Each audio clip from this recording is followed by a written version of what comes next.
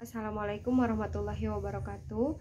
Perkenalkan, saya Ismin Warsifa. Saya dari grup 3 kelas 5F Pendidikan Bahasa Inggris Universitas Singapura Bangsa Karawang.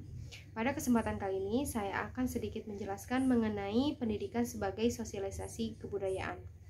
Seperti yang telah kita ketahui bersama, pendidikan adalah salah satu kondisi yang perlu untuk kelanjutan suatu budaya. Salah satu cara sebuah masyarakat untuk tetap selalu berada di dalam kebudayaannya itu melalui pendidikan.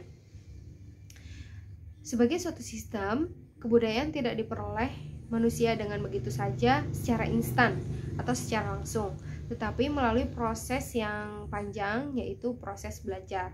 Proses belajar dalam konteks kebudayaan bukan hanya dalam bentuk internalisasi dari sistem pengetahuan saja, atau bisa dikatakan hanya transfer ilmu melalui pendidikan, tetapi lingkungan-lingkungan seperti lingkungan keluarga, lingkungan sosial, lingkungan masyarakat itu perlu berkontribusi untuk kebudayaan yang ada di dalam suatu daerah. Pendidikan bertujuan untuk membentuk agar manusia dapat menunjukkan perilakunya sebagai makhluk yang berbudaya dan mampu bersosialisasi bersama masyarakat dan menyesuaikan diri dengan lingkungannya, atau upaya mempertahankan kelangsungan hidup, baik itu untuk dirinya sendiri, untuk orang lain, untuk kelompok masyarakat, atau masyarakat itu sendiri secara keseluruhan. Seperti yang sudah saya jelaskan di atas, bahwa sekolah adalah salah satu sarana atau media dari proses pembudayaan media. Selain sekolah, ada lingkungan keluarga, lingkungan masyarakat, dan lingkungan teman-teman atau di masyarakat itu sendiri. Hartoko mengatakan bahwa dalam konteks inilah pendidikan disebut sebagai proses untuk memanusiakan manusia. Fungsi pendidikan budaya adalah diantaranya pertama memperkenalkan, memelihara, mengembangkan unsur-unsur budaya. Misalnya memperkenalkan ini kebudayaan yang ada di daerah kita, agar kebudayaan yang ada di dalam suatu daerah tersebut tidak punah atau tidak lenyap seiring berjalannya dengan waktu. Yang kedua ada pengembangan potensi peserta didik untuk menjadi pribadi yang berperilaku baik. Ini bagi peserta didik yang telah memiliki sikap dan perilaku yang mencerminkan budaya bangsa. Contohnya melalui pengembangan itu, suatu daerah terkenal dengan sepak bola yang go internasional atau ke mancanegara, dan itu harus dikembangkan lagi. Bagaimana caranya untuk tetap mempertahankan atau memiliki esensi budaya yang dapat dipertahankan hingga nanti. Yang ketiga yaitu ada perbaikan. Memperkuat kiprah pendidikan nasional untuk bertanggung jawab dalam pengembangan potensi peserta didik yang lebih bermartabat. Yang keempat ada penyaringan, yaitu untuk menyaring budaya bangsa sendiri dan budaya bangsa lain yang tidak sesuai dengan nilai-nilai kebudayaan dan karakter bangsa yang bermartabat. Poin di sini maksudnya adalah ketika ada budaya dari suatu daerah lain masuk ke Indonesia, bagaimana, atau budaya, contohnya budaya dari luar negeri, tentunya itu bertolak belakang dengan kebudayaan yang ada di kita. Contohnya bagaimana peran kita untuk tetap mempertahankan kebudayaan yang ada di lingkungan kita agar tidak terpengaruh oleh budaya dari bangsa lain. Lalu yang selanjutnya ada menumbuh kembangkan semangat kebudayaan bangsa dengan cara ikut berpartisipasi dalam meningkatkan kebudayaan itu sendiri, mengadakan lomba agar tidak punah.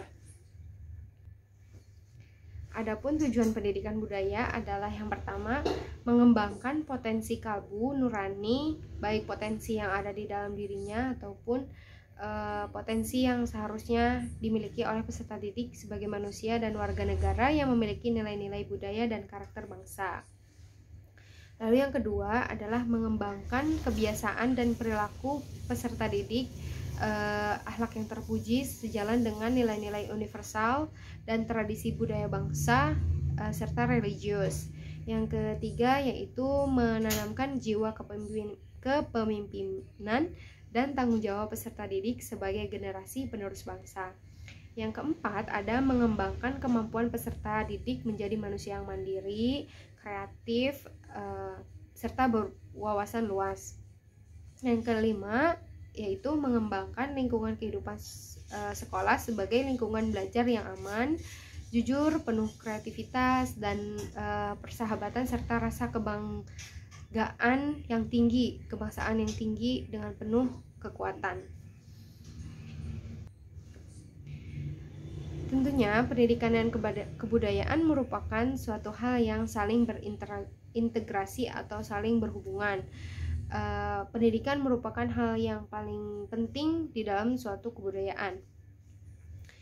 Pendidikan selalu berubah sesuai perkembangan kebudayaan, karena pendidikan merupakan proses transfer kebudayaan dan sebagai nilai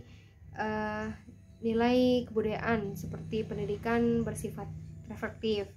Pendidikan juga bersifat progresif, yaitu selalu mengalami perubahan perkembangan sesuai tuntutan perkembangan kebudayaan.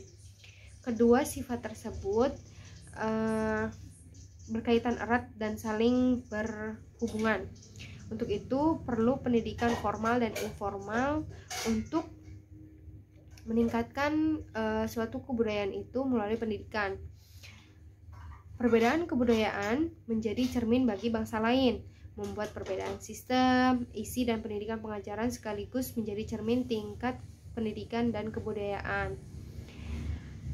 Peran pendidikan adalah sebagai transfer nilai-nilai budaya atau sebagai cara yang paling efektif untuk mempertahankan kebudayaan yang ada di dalam suatu daerah. Karena keduanya sangat erat dan saling berkesinambungan, maka tidak dapat dipisahkan karena saling membutuhkan antara satu dengan yang lainnya. Untuk itu, sebagai bangsa yang memiliki kebudayaan yang begitu banyak, kita harus terus mempertahankan kebudayaan yang kita miliki agar tidak direbut oleh bangsa lain atau bangsa kita kebudayaannya hilang oleh bangsa yang datang. Jadi kita harus tetap mempertahankan kebudayaan yang kita miliki. Itu saja yang dapat saya sampaikan, kurang lebihnya mohon maaf. Billahi taufiq wal hidayah. Wassalamualaikum warahmatullahi wabarakatuh.